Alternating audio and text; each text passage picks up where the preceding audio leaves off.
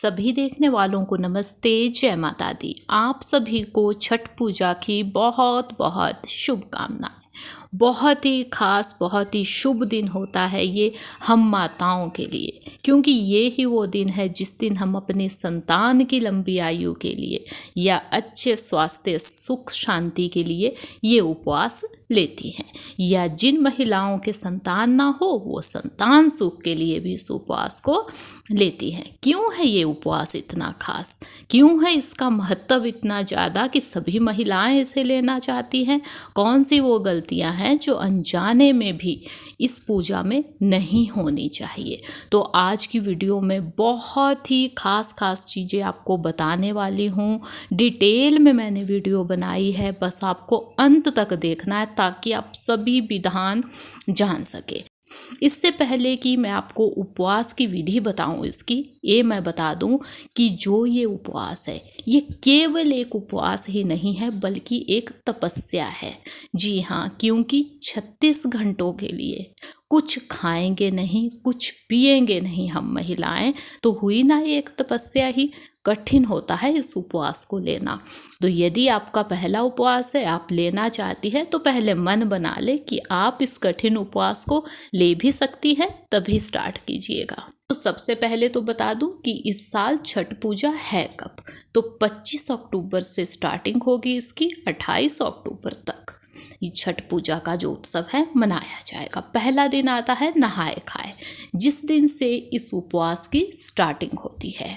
ऐसा नहीं है कि आज हम कुछ खाएं पिएंगे, नहीं, आज का ही वो दिन है जिस दिन हम नहाएंगे, बाल भी धोएंगे, उसके बाद सात्विक भोजन खाएंगे। कोई लहसुन प्याज यूज़ नहीं होगा खाने में, साथ ही साथ नॉन वेज नहीं बनेगा।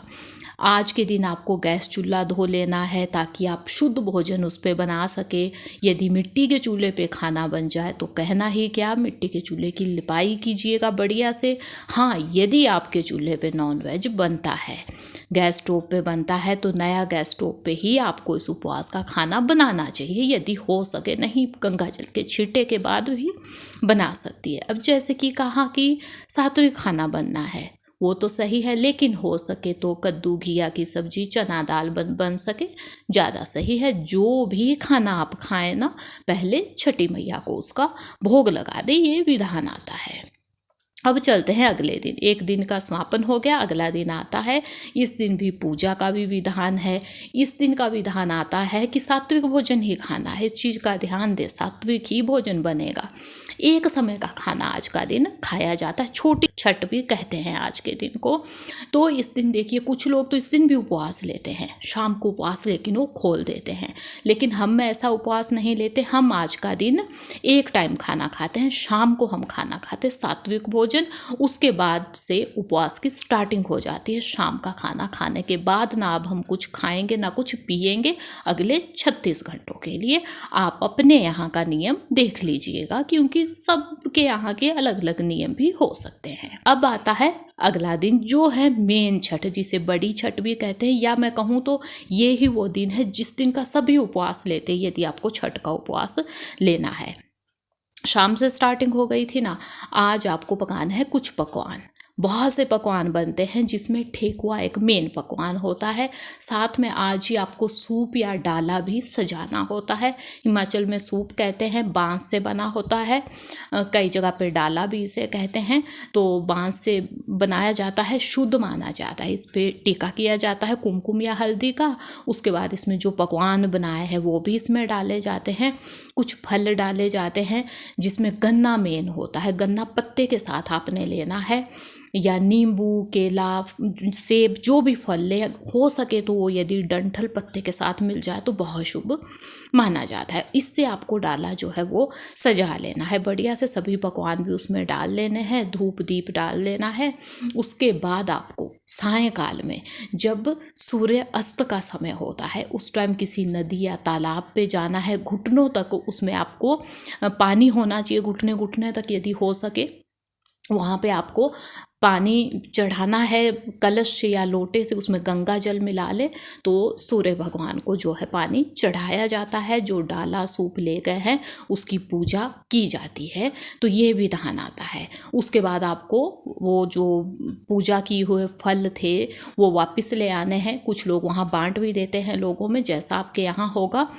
तो उसके बाद आज की पूजा आपकी संपन्न हो जाएगी। ऐसे ही आके वापस आके भी अब अपने यहाँ भी जो है वो जो आपकी फैमिली के लोग हैं उन्हें जो भी वो डाले में सामान था वो बांट सकते हैं उन्हें भी।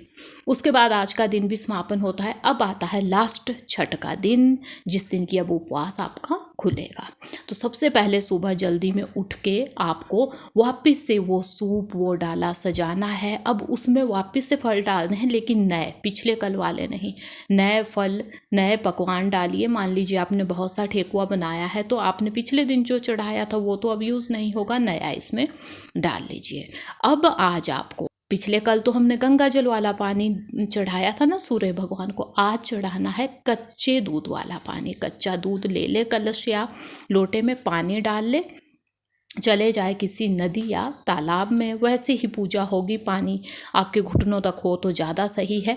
वहाँ पे सूर्य निकलने का वेट किया जाता है। ज़्यादा जल्दी जाना ज़्यादा शुभ माना जाता है। पूजा कीजिए, अपने बच्चे की लंबी आयु की कामना कीजिए। जब सूर्य भगवान निकले तो उन्हें वो कच्चे दूध वाला पानी चढ़ाना है। वहाँ पे कुमकुम लगाने का विधान आता है।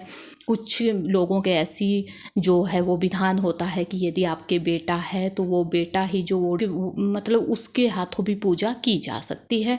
या यदि आपको डेट आ जाती है महिला को तो भी ये ही विधान आता है कि यदि उसके हस्बैंड पति वहाँ है तो उनके माध्यम से पूजा की जा सकती है, या किसी सुहागिन महिला के।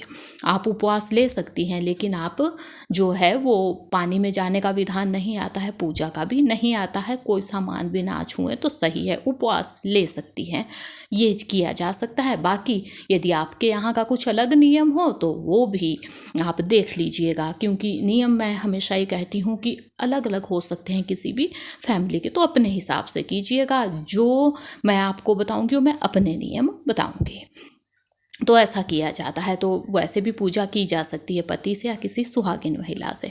तो बस जैसे ही आप सूर्य भगवान को पानी चढ़ा देती है उसके बाद आपका उपवास जो है वो अब सफल माना जाता है। कुछ महिलाएं वहीं पे नदी तालाब के पास ही उपवास खोल लेती हैं, क्योंकि जो पकवान बनाए हैं, जो पूजा में सामान था सूप या डाले में, वो खाना बहुत शुभ माना गया है।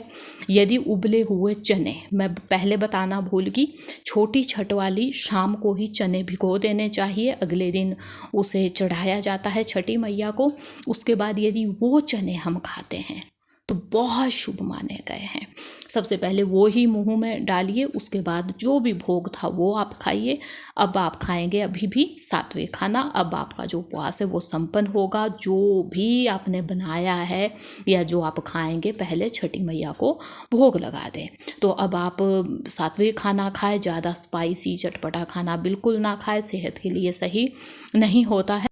तो ये है विधान इस उपवास का। उम्मीद है मुझे कि वीडियो आपको पसंद आई होगी। वीडियो अच्छी लगी है तो लाइक भी कीजिएगा। यदि आप चैनल पे नए हैं तो चैनल को सब्सक्राइब भी कीजिएगा। अब मिलेंगे ऐसे ही किसी नई यूज़फुल यूनिक वीडियो के साथ। तब तक के लिए धन्यवाद। जय माता दी।